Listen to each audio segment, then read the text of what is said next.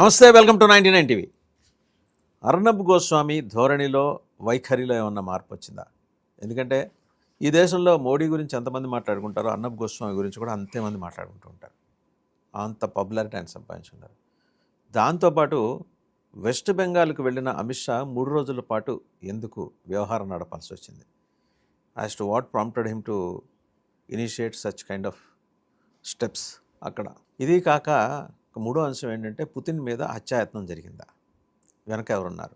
ఒకవేళ హత్యాయత్నమే జరిగి 92 డ్రోన్లు కనుక వాళ్ళ ఎయిర్ డిఫెన్స్ సిస్టమ్ కూల్చివేసుంటే దాని డెబ్రీ ఎక్కడ? అండ్ దాంతోపాటు సీసీటీవీ ఫుటేజ్ ఏది? ఇలాంటి సందేహాలు, అలాగే సంచలనాత్మక కథనాల మీద సమగ్ర విశ్లేషణ అందించడానికి మనతో ఉన్నారు Jio political affairs expert, senior journalist, political analyst కూడా ఆయన సురేష్ కోచాటిల్ గారు. నమస్తే సురేష్ గారు. నమస్కారం. టు స్టార్ట్ విత్ వెస్ట్ బెంగాల్తో మొదలెడదామండి. ఎందుకంటే పొరుగునున్న బంగ్లాదేశ్లో నిన్న తాజా లెక్క చూస్తే 3వ హిందూ యువకుడిని హత్య చేశారు. ఒక గవర్నమెంట్ ఫ్యాక్టరీలో పనిచేస్తున్న అతని కొలీగే కాల్చి చంపాడు. ఇంత అన్రెస్ట్ పెరుగుతోందా? ఈ అన్రెస్ట్ వెనక ఖచ్చితంగా కాన్స్పిరసీ థియరీ ఏదన్నా నడుస్తుందా? కాన్స్పిరసీ థియరీ అని చెప్పలేము, కానీ ఒక కాన్స్టెంట్ థీమ్ నడుస్తుంది, యాంటీ హిందూ థీమ్. అది ఏ ఇస్లామిక్ రాజ్యంలో అయినా అదే నడుస్తుంది. మీరు ఇస్లామిక్ రాజ్యం అంటే ఇప్పుడు సౌదీ అరేబియా యెమెన్ మీద మొన్న బాంబింగ్ చేశారు.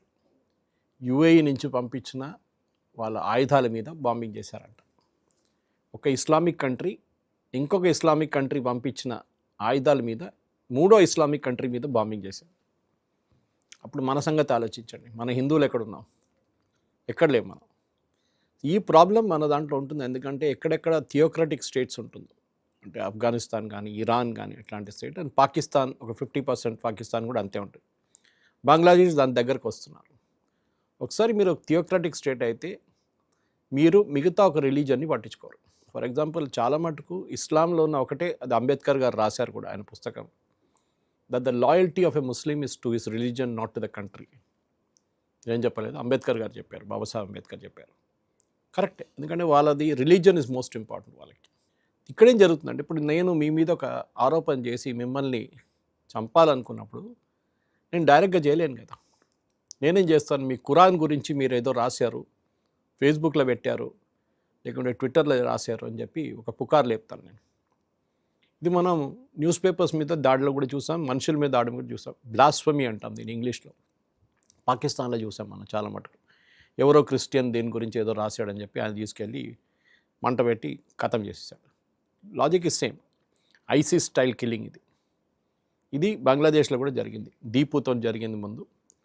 ఆయన రాసిందని చెప్పారు. ఆయన మీరు చెప్పినట్ల ఈ 3వ మర్డర్ లాగానే వాళ్ళ కంపెనీ మేనేజరే ఈయన తీసుకొని పోలీసు వాళ్ళకి అప్పగించి పోలీసు వాళ్ళ దగ్గర నుంచి పట్టుకెళ్ళి వాళ్ళు చంపారు ఆయన. ఇప్పుడు చెప్తున్నారు ఆయన ఏం రాయలేదు అట్లా అని, కానీ మనిషి అయితే పోయింది కదా. సో హిందువుల మీద జరిగే అత్యాచారం, ఎందుకంటే మనం మైనారిటీస్ అని చెప్పలేం బంగ్లాదేశ్లో. మరి ఇప్పుడు దాకా ఒక క్రిస్టియన్ మీద ఒక దాడి అని వినలేదు. ఎందుకంటే మూమెంట్ క్రిస్టియన్ దాడి జరిగితే అక్కడున్న ప్రపంచ పోలీసు కూర్చున్నారు అక్కడ ఢాకాలో, వాళ్ళు ఫినిష్ చేసేస్తారు ఎవడు చేసినా వాడిని. ఎందుకంటే ఇప్పుడు చూసాం మొన్ననే చాలామంది నైజీరియాలో కూడా క్రిస్టియన్స్ మీద దాడి చేస్తారని చెప్పి యూఎస్ బాంబింగ్ చేశారు. వాళ్ళ వార్ ప్లేన్ తీసుకొచ్చి బాంబింగ్ చేశారు. మనం చేయవచ్చా? చేయలేం.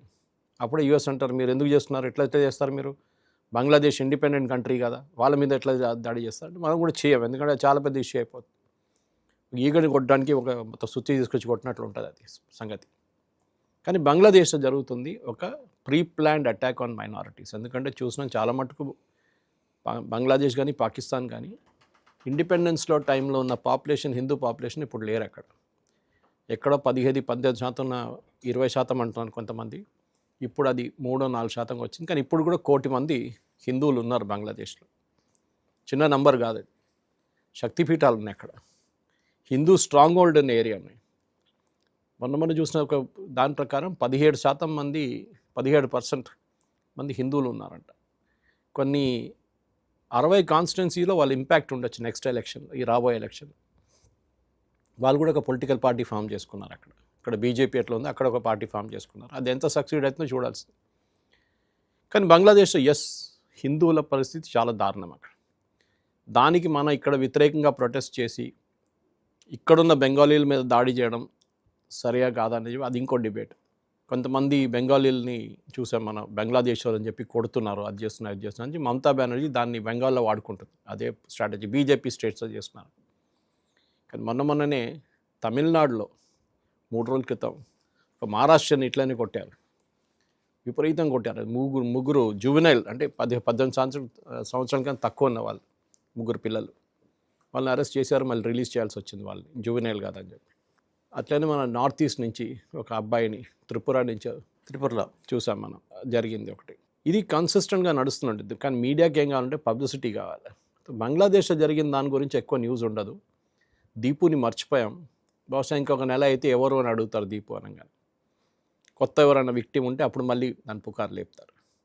కానీ ఇప్పుడు రాబోయే బంగ్లాదేశ్లో అన్నిటికంటే పెద్ద ప్రాబ్లం ఎలక్షన్. 2 నెలల్లో ఎలక్షన్ జరగాల్సింది అక్కడ. ఇప్పుడున్న క్యాల్కులేషన్ ప్రకారం ఖలీదా జియా వాళ్ళ పార్టీ, నిన్న ఆవిడ చనిపోయిన ఆమె, సో ఆమె వాళ్ళ కొడుకు ఇప్పుడు లీడ్ చేస్తున్నారు. He will win the election. Majority వస్తుందో లేదో చూడాల్సింది. ఆయనతో పాటు ఎవరు ఉంటారో అది ఇంకా ఇంపార్టెంట్.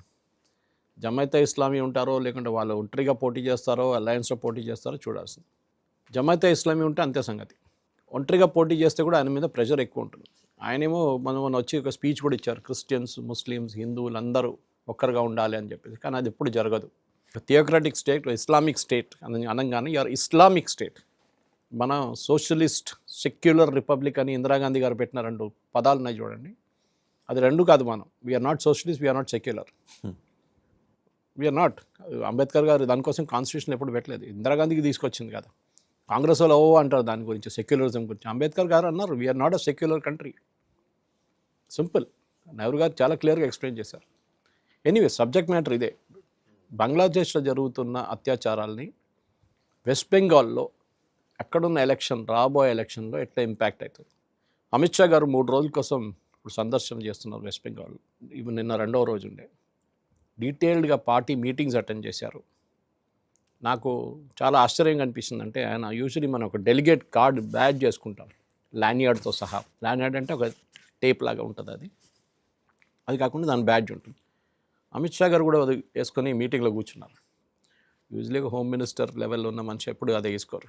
కానీ అంత పార్టీ వైపు అంత అటెన్షన్ ఇస్తున్నారు అనమాట. ఆ రోజు ఆయన హోమ్ మినిస్టర్ పక్కన మార్పి ఒక ప్యూర్ పార్టీ హెడ్గా పనిచేస్తున్నారు.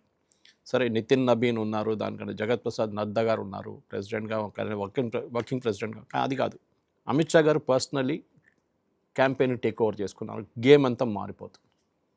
అది మనం ప్రతి స్టేట్లో చూసాం. హర్యానాలో చూసాం, బీహార్లో చూసాం. 160 సీట్లు గెలుస్తామని చెప్పిన అమిత్ షా చెప్పినప్పుడు చాలామంది నవ్వారు. కొంతమంది ఏంట్రా బాబు ఇది అన్నారు. కానీ తర్వాత వచ్చిన ఎలక్షన్ ఓటింగ్లో మనం చూసాం, కౌంటింగ్ తర్వాత 2/3 మెజారిటీ దాకా బీజేపీ వచ్చేసింది. బహుశా వాళ్ళు కూడా ఇంత అనుకోలేదు. అక్కడ జరుగుతున్న ఎస్ఐఆర్ ఇప్పుడు వెస్ట్ బెంగాల్లో అందరికన్నా ఎక్కువ ఏడుస్తున్నాం మమతా బెనర్జీ. ఎందుకు అర్థం కావట్లేదు.